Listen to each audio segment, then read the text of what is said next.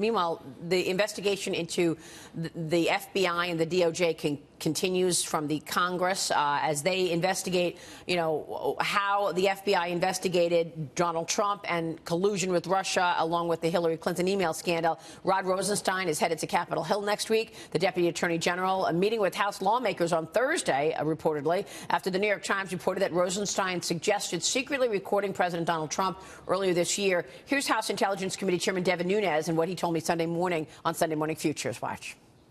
I think it all comes down to whether or not he was willing to wear a wire or not.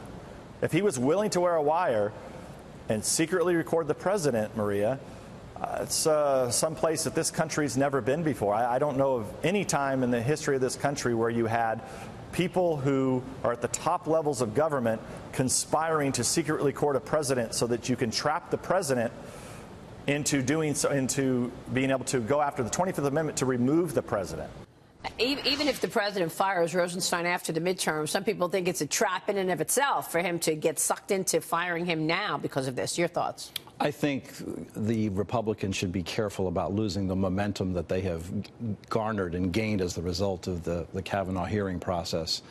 My guess is the president has also come to the same conclusion. And be careful here. Look, there may well be a change in leadership of the Department of Justice after the midterms, but there's no reason politically to be doing something that would amount to suicide. And I think that wiser heads are going to prevail here. Look, the Congress is right to take a look at this. I do think that the origins of what became the Russia investigation is worthy of further investigation. And I think the Congress should be pressing the Deputy Attorney General with regard to that issue. On the question about whether or not he was, serious when he said whatever he said relative to the president and taping or recording him. Look, that's a legitimate question. He's denied it. Rod's also a friend of mine. We worked together also on the Starr investigation. I mean, if he said whatever it is somebody claimed he said, I'm sure he wasn't serious about that. And they ought to take that answer if that's in fact the answer. But to your point, in terms of this investigation into how the FBI handled this and launched an investigation into Trump, they're asking for documents. Rod Rosenstein, so far, has been sitting on some documents that they want. Devin Nunes discussed also new revelations that we learned last week about James Baker. And they let James Baker revealing that there was another source that was giving the FBI information about Trump that had nothing to do with government, but it was an outside source. And he's calling for a FISA investigation. He says this is FISA abuse. He said this yesterday on Sunday Morning Futures. Watch this. James Baker was the top lawyer at the FBI, reported directly to James Comey. Numerous officials at the DOJ and the FBI have told us under oath the FBI, nobody at FBI or DOJ knew anything about the Democratic Party being behind the Clinton dirt. Well, now you have one of the top lawyers for the Democrats and the Clinton campaign who was feeding information directly to the top lawyer at the FBI before even the FISA warrant. So now you have absolute proof that that wasn't told to the FISA court. So you want your evidence of FISA abuse? There it is right there. So the bottom line here is a lawyer for the Clintons was feeding this dossier information to the FBI, and then the FBI turns around and gets a warrant to wiretap Carter Page on the Trump campaign, and without telling the FISA judge, well, we got this from the Hillary camp, from a lawyer. You're absolutely right. They're onto something, and there's too much smoke here.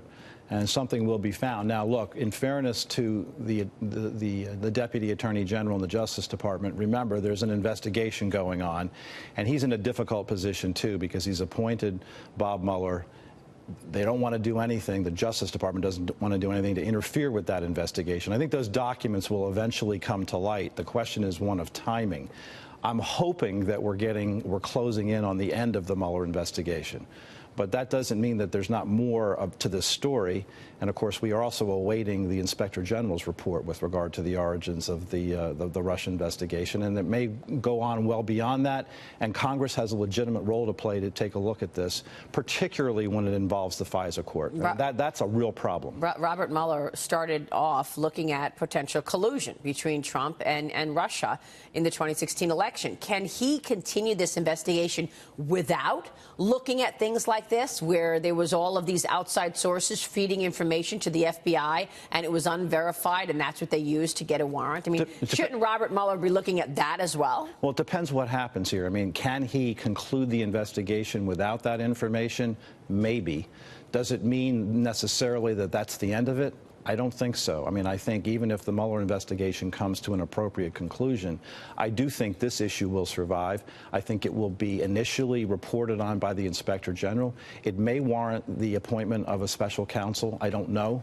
It sort of depends on what happens, and it also certainly warrants further investigation by Congress. With all of this fighting on both sides, and, you know, we've gotten to this fever pitch in terms of hate between both sides, how does, I mean, what happens now? How does this break? You know, going into the midterm elections, will the Senate change, given what we've just seen, this huge fight within the Senate, and in terms of working together? I don't know, but I think everybody has to continue to do their job. And I think on a bipartisan basis, people should understand if there were things, you know, politics being played with applications to a FISA court, whether you're a Democrat or a Republican, you should be concerned about that. And I think, you know, Congress needs to continue to do its job, whether in the, you know, with the control by Democrats or Republicans. We don't know what's going to happen in the midterm elections, but I do think that issues warrants further investigation. And I think any time it involves a court in terms of, you know, some pretty substantial tools that court exercises, applications to that court that don't fully disclose what the facts are and in which there's a political bias, that's trouble, and that's asking for trouble, and people should be concerned about that. Yeah, well, we'll keep watching that. Robert, it's great to get your insights. Thank you. Thank you so much. Robert Ray joining us there.